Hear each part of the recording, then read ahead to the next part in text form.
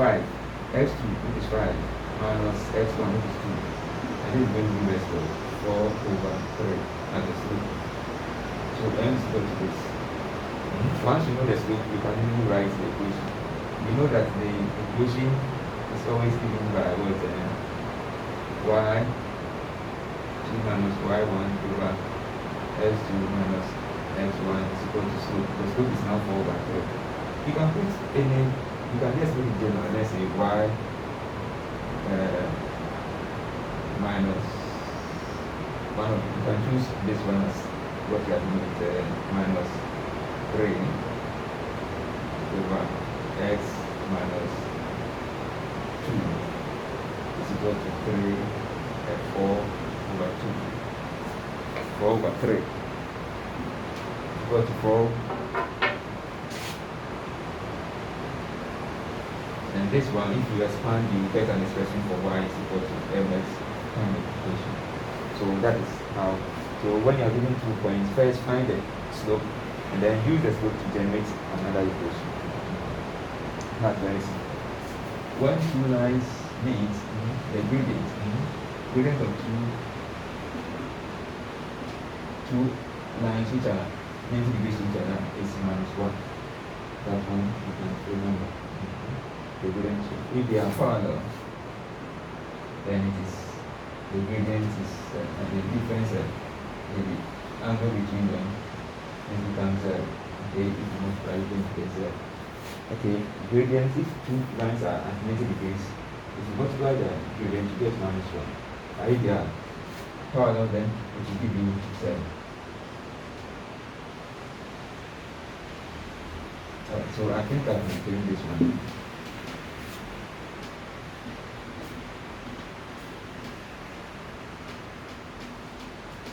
So let me clean the question so I can have enough space for the next section. So let me just summarize again. So sometimes I'm just giving you 1 point, I'm giving 2 points. Okay.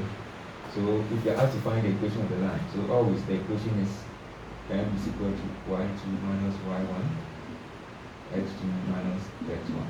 So that's it.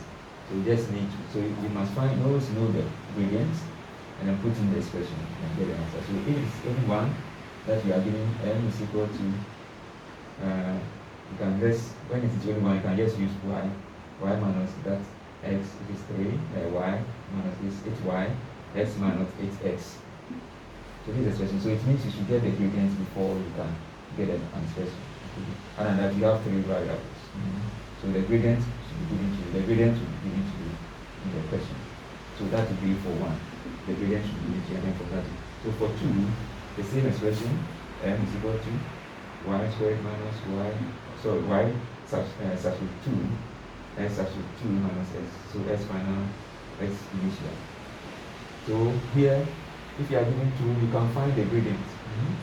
Because if you put in y2 is here, 5 minus 3, and then 7 minus 2. This is going to give us what 2/4, which is equal to 2/4, which is equal to what 1/2 is half. So it means m is equal to half. Once you know the gradients, you can work out the equation. So if m is equal to half, you can just say y minus any of the value that either this or that, you can use anything. You can come up to the same answer. Let's say y minus 8y, which is 5. And let's say x minus 8 corresponding x, which is what 7. Then you work it out. Okay. If you do that, you get the y is equal to mx plus c equation. Right. So that is that. It's very simple to get these questions. Correct. So you can give me 1 point and give me 2. If you are given 2 points, it's easy. You can easily get the gradient. If you are given 1 point, you get the gradient. So that is that.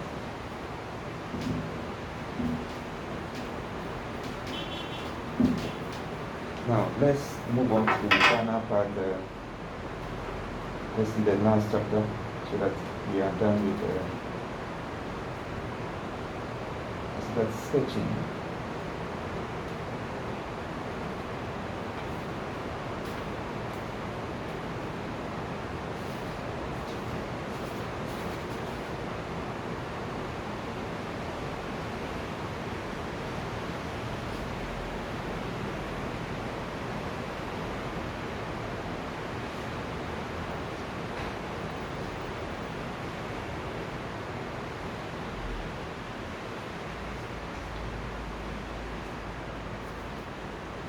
So you said if two lines are parallel,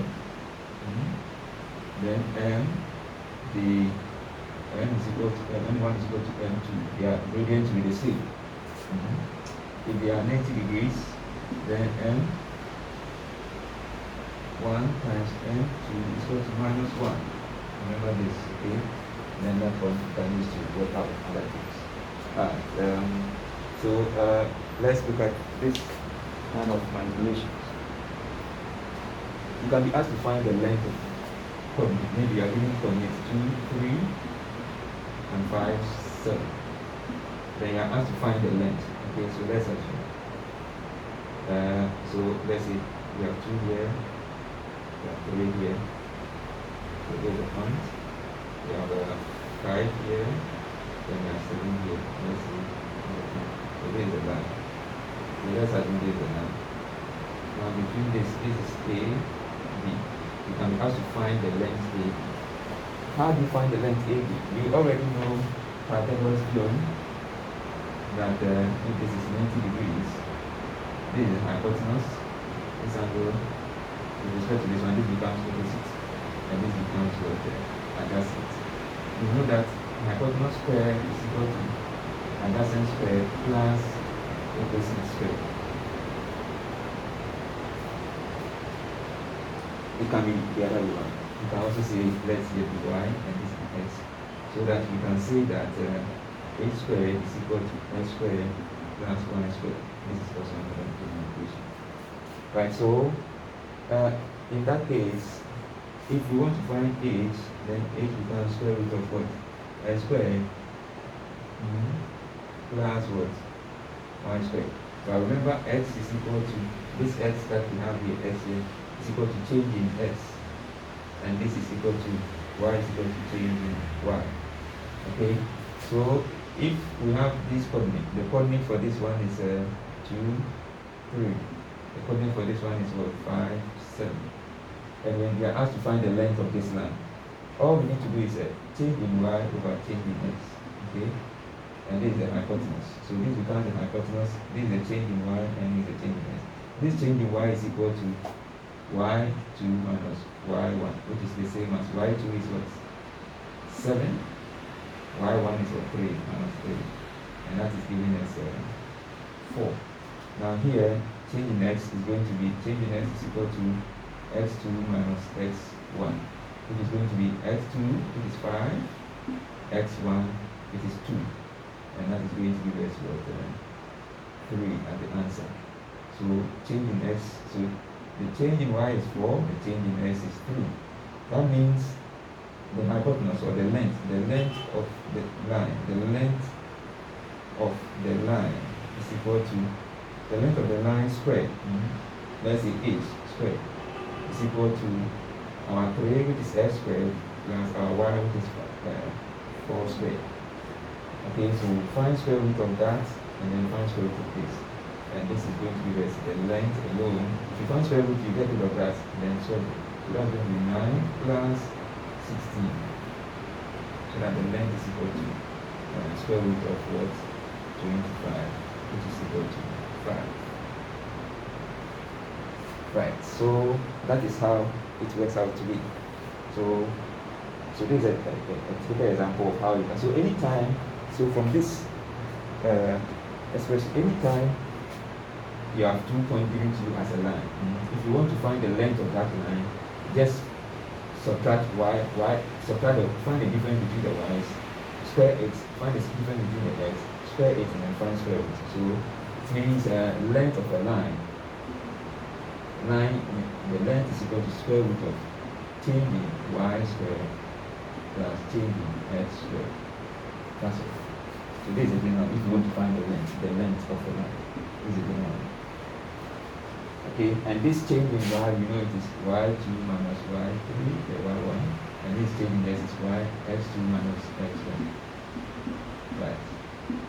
Also, okay. And that's exactly what you can say. So these ones are very easy to reduce or come out with a formula. Okay, so that is that. Let's look at the next one.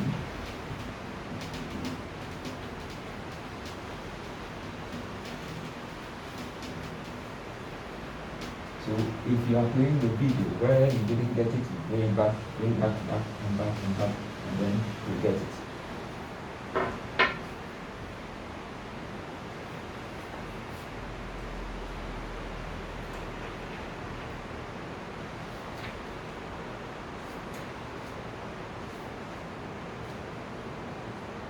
Now let's look at where a line is dividing another line. Let's look at where a line is dividing another line. Let's say like the one we did, let's say we have this line, coordinates here 2, 3, coordinates here 5, 7.